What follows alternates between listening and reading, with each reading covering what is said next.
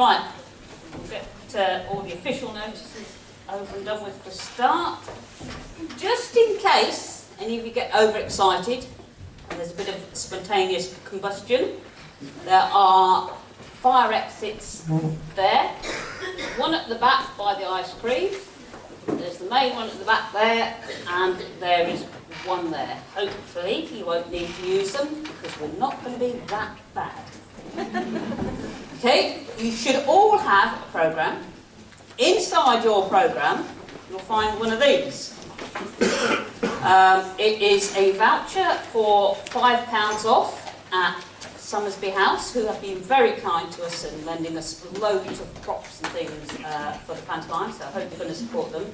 You will get £5 off if you produce this and your programme.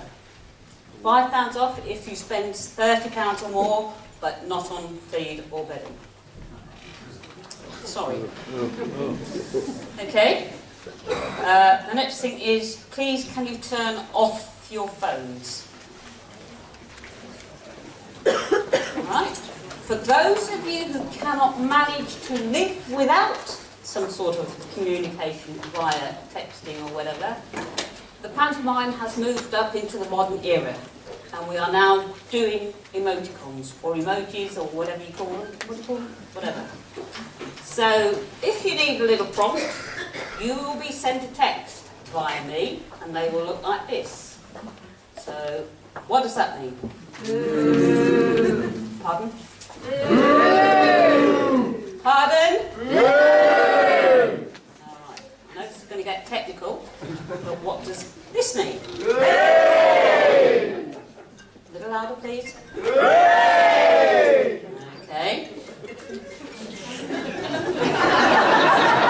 Sorry. It's alright, no problem. No? We will be having some surprising moments, so you will be getting a bit of... Not bad. Maybe another one? Okay.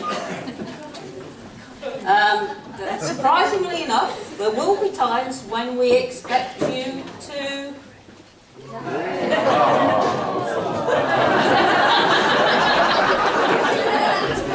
It's going to be better than that. You are going to...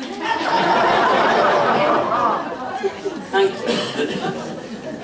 On the other side, there are moments of tragedy and sadness, though you will have to go...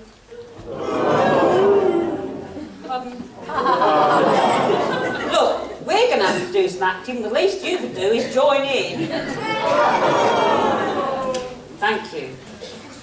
And then we have a little one where we expect you to shout very loud, because some of the people on here are a bit thick, and we need you to say... Very good.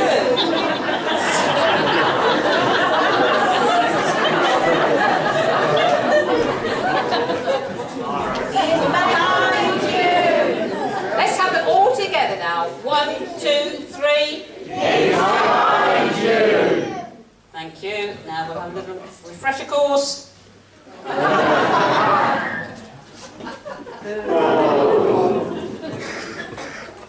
Hey! Right. Fairly pathetic, but hopefully you'll get better. Right, so we'll now start with the proper proceedings. We're all getting older, that's why these glasses and script, I'm afraid. Look, it'll happen to you eventually one day as well, so... Oh, yes, it will! Is it really true? Tell me, can it be so that 2 years have passed since our last show? We had hoped that was it, and that never again would Cathy Lahore inflict misery and pain. We've avoided her phone calls, deleted her texts, ignored her at parties. That left her perplexed. We've had our suspicions, but no one would concede that she'd have reams of paper she'd expect us to read. That's an excuse for a writer, another script scrawl, another literary work being defiled and mauled. She has no shame, no respect for the arts, and not an ounce of feeling for us miserable farts. One day we'll avenge the abuse we have stood, and put her stop to and drivel and nonsense for good. But for the moment, and seeing as we're already here, let's put on a brave face and be of good cheer. Because let's face it, you've bought tickets, you've parked your car, Frank's been to Booker's and restocked the bar. This year's offering's a take on a well-loved book, the saga of Little Nell and a low worthless crook, with a dollop of porridge and Arkwright store, and a cast that's really rather top drawer. Blow Dickens, where's the hunting, I hear you roar? Hold your horses, sit still, and I'll tell you more. Our story is based around a well-known tack shop, its colourful owner, and a work-shy young fop. Wintersby House is this emporium's name, and selling tack for profit is the owner's main aim. He's helped by his nephew, a put-upon daydreamer, and pursued by Madam Hyacinth, an improvident schemer, mother of the beautiful, virtuous Nell, consumptive, and really not ever so well. Then there's Bouncy Flouncewell, cunning and shifty, as Arkwright is tight, parsimonious and thrifty. I'm married to one of them. The turf accountant has two unforgettable girls, who you'll meet as our panto's story unfurls. Known collectively as the Fugly Sisters, they're the scourge of the terrified local misters. Their reputation for man-eating knows no bounds, voracious and tenacious as a pack of hounds. That's not saying they're dogs or anything, but I'll leave that up to you. So I think I should take you off to Miltonia's hallowed acres, and there you can meet our cast of hunters, farriers and bakers. So come away with me now to our opening scene, to hear Arkwright stammer and curse as he's venting spleen at poor Bramble, whose nerves must be ravaged and racked, as we join them in this, the very first act.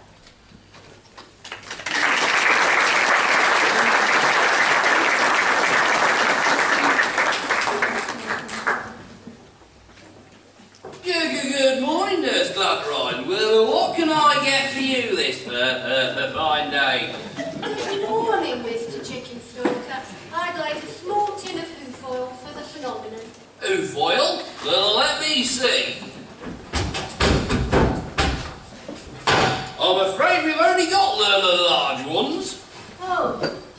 Well, I can't cut the tin in half. It'll all flop out. Tell you what. How about I sell you a large one, but only charge you for two small ones? Oh, and I'd like a large shampoo. A large shampoo? I think I'll join you. Oh, honestly, Arkwright. Here, Bramville, that girl of Cratchit's. What, big head, Ned? Have you been... I've only been admiring her from a safe distance. Well, let me finish. Have you been knocking coppers off her weekly age bill? You'll do the same for Nurse Gladgrind over there. But not without putting it on somewhere else, I don't. Oh, you'd only put it on some old nag anyways. That's no way to talk about my intending.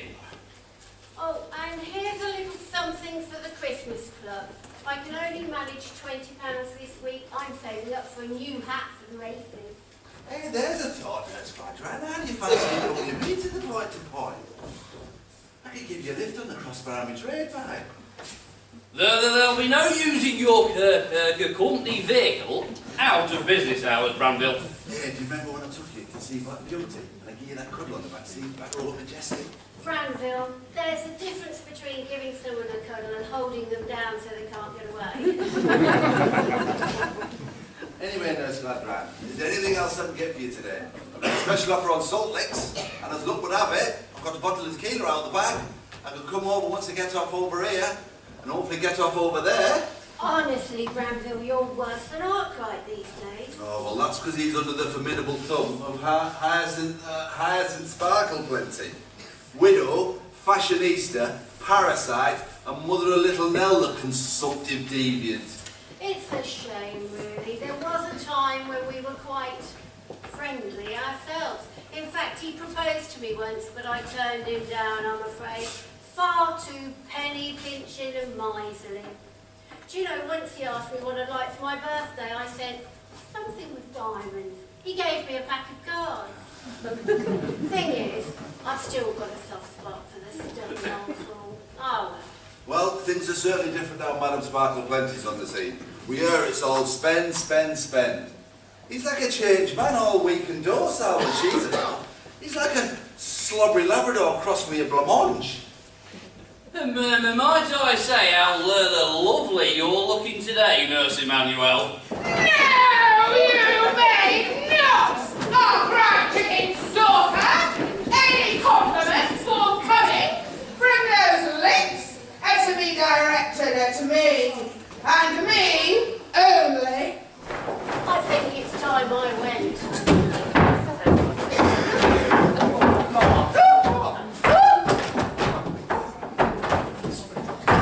Oh, is that you, my flower? Yeah, I would have just put her out. Straight to look my beauty. Renville, where's my chair? Oh, Arky, it's me. Oh, my good God. Oh, no. Oh.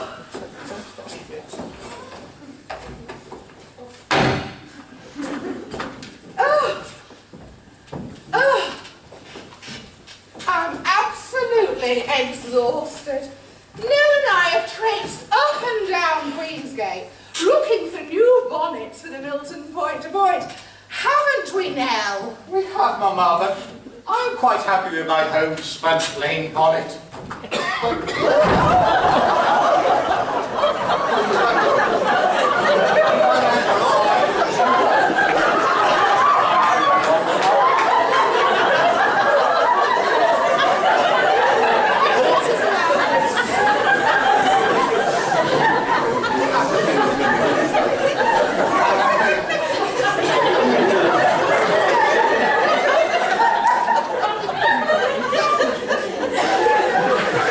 We said we'd do extras tonight.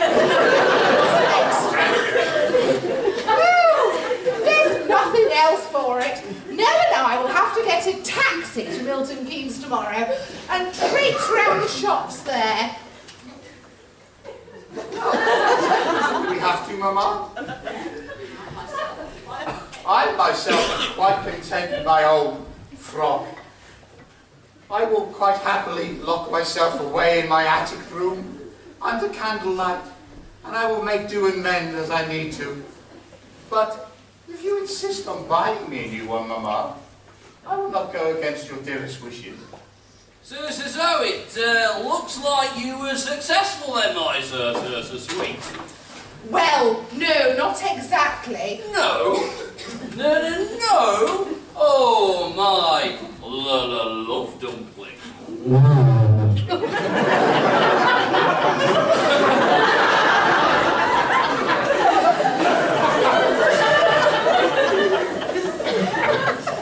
Well, I managed to find a few bits and pieces, but not exactly what I was looking for.